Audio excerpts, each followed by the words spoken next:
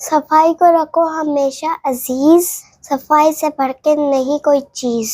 کوئی بھی معاشرہ صفائی کی اہمیت کو اگنور نہیں کر سکتا، کیونکہ صفائی کا تعلق کسی مذہب سے نہیں بلکہ خود انسانیت سے ہے۔ صفائی اور پاکیزگی کے بارے میں ڈسکس کرتے ہیں۔ آج بڑھتی ہوئی ماحولیات کی بہت ہی الارمنگ ہے، not only for human beings but also for all the ecosystem۔ بابا جان، صفائی کی امپورٹنس کیا ہے؟ According to Islam, according to society, what is the need of cleanliness؟ السلام علیکم ماما بیٹا، جو صفائی ہے نا، اللہ کے نبی صلی اللہ علیہ وسلم فرمایا الطہور شطر الایمان، صفائی ایمان کا حصہ ہے۔ کوئی بھی سوسائٹی یا کوئی بھی شخص اگر زندگی کے اندر اپنے آپ کو گروم کرنا چاہتا ہے، امپروو کرنا چاہتا ہے، کوئی بھی سوسائٹی ڈیولپمنٹ کرنا چاہتی ہے، تو جو فرسٹ سٹیپ ہے to developing any phase of life, تو اس کے لیے ہم نے سب سے چھوٹا اور سب سے امپورٹنٹ جو سٹیپ ہے وہ ہے صفائی کرنا، اپنے آپ کو صاف ستھرا رکھنا۔ بیکاز اگر کوئی شخص یا کوئی ملک یا کوئی سوسائٹی اپنے آپ کو امپروو کرنا چاہے لیکن وہاں پہ صفائی نہ ہو، تو وہ بالکل بھی صحیح طرح سے مینٹلی اپنے آپ کو فریش نہیں کر پائے گا۔ اسی طرح سے نبی صلی اللہ علیہ وسلم نے جیسے نماز ہے، ہم وہاں سے اگزامپل دیکھ سکتے ہیں کہ نماز اس کو پڑھنا کتنا امپورٹنٹ ہے، لیکن نماز کے لیے مشروط کر دیا وضو کو، یعنی کہ اگر وضو نہ کریں گے تو نماز نہیں ہوگی۔ تو وضو کیا ہے ایکچولی؟ وہ صفائی ہے نا، انسان کی کلینینس ہے، اس کی ایک بیسک ہائیجینک ہے جو کہ انسان اپنے اندر کرتا ہے اور اس کو ڈفرینٹ اسپیسیفک سٹیپس میں اس کو کمپلیٹ کرتا ہے۔ دیٹس کالڈ وضو، ایبولیوشن۔ تو وضو کرنے کے بعد ہم نماز پڑھتے ہیں۔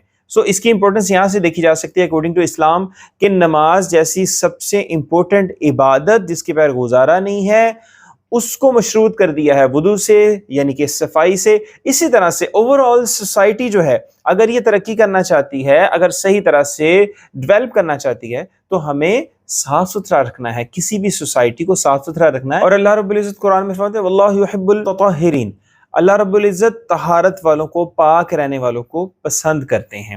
مطلب سب سے پہلا سٹیپ جو ہے عبادات کا یا اللہ کی قربت کا، وہ کیا ہے؟ صفائی کو پسند کرنا، صفائی کو رکھنا۔ بابا جان، کلینینس اور پاکیزگی، میرا مطلب ہے صفائی اور پاکیزگی، کیا ان میں کوئی ڈفرینس ہے؟ یہ سیم چیزیں ہیں دونوں؟ یہ ڈفرینٹ ہے آپ نے کیونکہ دونوں ہی ورڈ یوز کیے ہیں۔ ماما بیٹا، کلینلینس اینڈ پاکیزگی دیر از اے بٹ ڈفرینس بٹوین دیم۔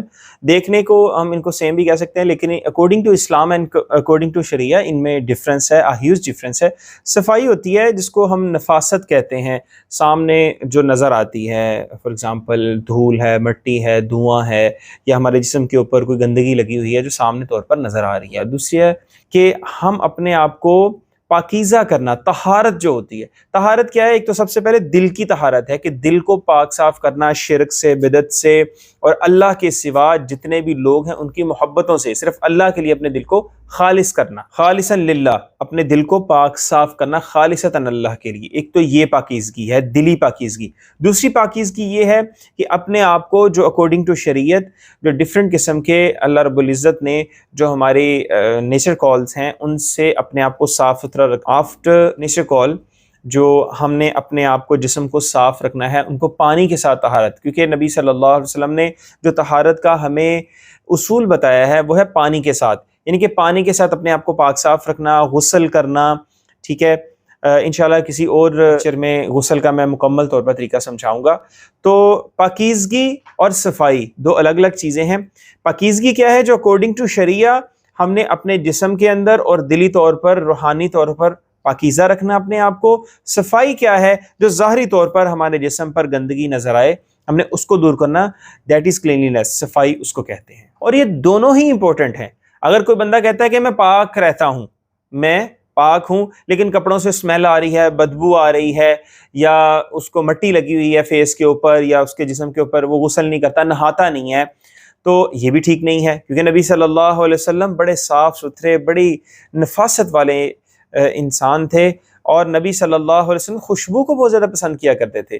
آپ صلی اللہ علیہ وسلم اتنے صاف ستھرے رہا کرتے تھے کہ آپ علیہ السلام کا جو پسینہ مبارک تھا وہ دنیا کی ساری خوشبوؤں سے زیادہ مہنگا اور خوبصورت تھا۔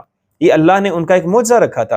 اور اس کے اندر اگر دیکھا جائے بطور انسان تو وہ پاک صاف رہتے تھے، صاف بھی رہتے تھے اور پاک تو رہتے ہی تھے، لیکن صفائی بھی رکھتے تھے اپنے جسم کی، غسل کرتے تھے 5 وقت کی جب نماز پڑھنا، تہجد کے اندر وضو کرنا، پھر اس کے علاوہ اپنے آپ کا غسل کرنا، نہانا دھونا، سر میں تیل لگانا یا خوشبو لگانا، صاف ستھرے کپڑے پہننا، تو آپ صلی اللہ علیہ وسلم اس کا بھی اہتمام کیا کرتے تھے۔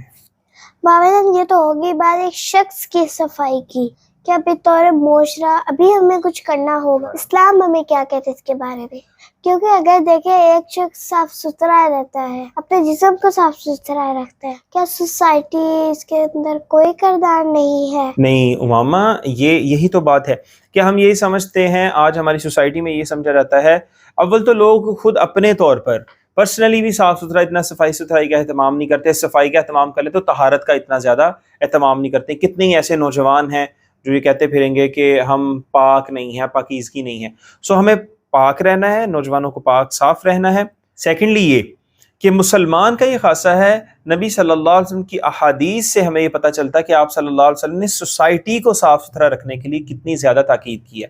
جیسا کہ اللہ کے نبی نے فرمایا کہ کھڑے پانی کے اندر کوئی گندگی، کوئی ایسا کام نہ کریں کہ جس کی وجہ سے لوگ آپ کو لان تان کریں، لوگ آپ کو برا بھلا کہیں، کیونکہ کھڑے پانی کے اندر یا جہاں سے لوگ پانی پی رہے ہوں، تالاب ہے بڑا، تالاب کی جگہ ہے، وہاں سے لوگ آ کے جانور یا لوگ پانی پیتے ہیں، وہاں پہ کوئی گندگی کر دینا، ایسا کوئی کام کر دینا، تو سوسائٹی کو صاف رکھنا چاہیے، اپنے گلی محلے کو صاف رکھنا چاہیے۔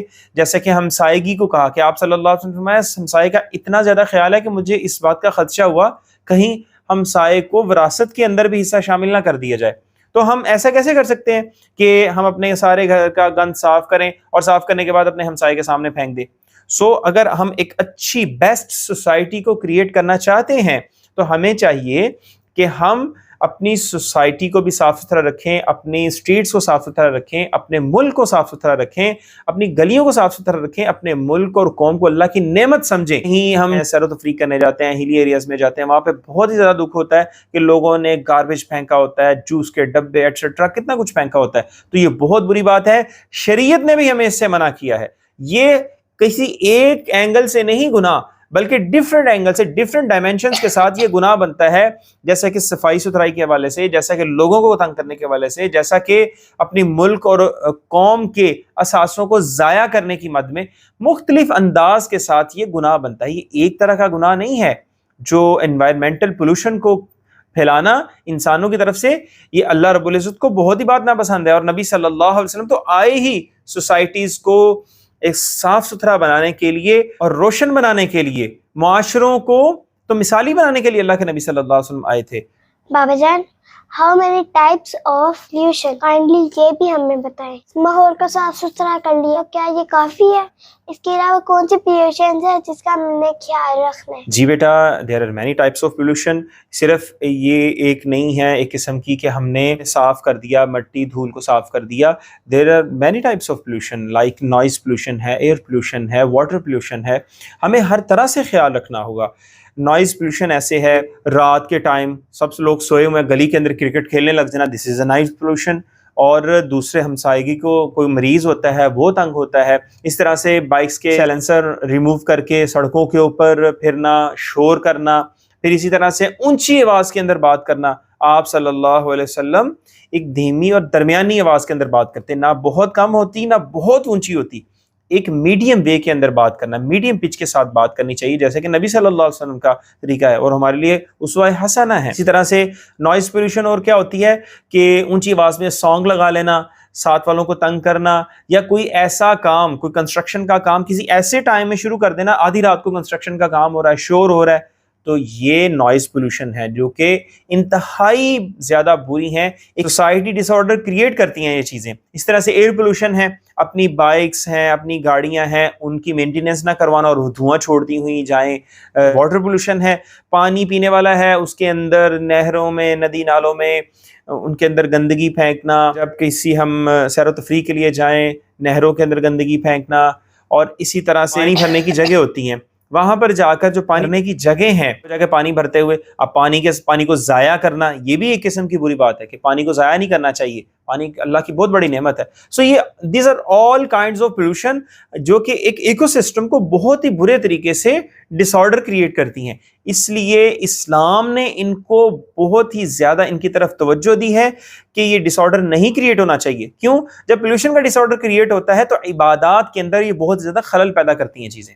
جب ہمارے جسم کے اندر گندگی ہوگی تو ہم صحیح طرح سے عبادت نہیں کر سکیں گے. تھینک یو بابا جان. جیسا کہ آپ نے سنا کہ پولوشن کتنی بری چیز ہے، نہ تو اسلام میں اور نہ ہی اخلاقی طور پر اس کا کوئی جواز ملتا ہے. سو ہمیں بہت ہی زیادہ کیئرفل رہنا چاہیے، اپنے گھر کو، اپنے جسم کو، سوسائٹی کو اور اپنے سارے ملک کو صاف ستھرا رکھنا چاہیے. Thank you.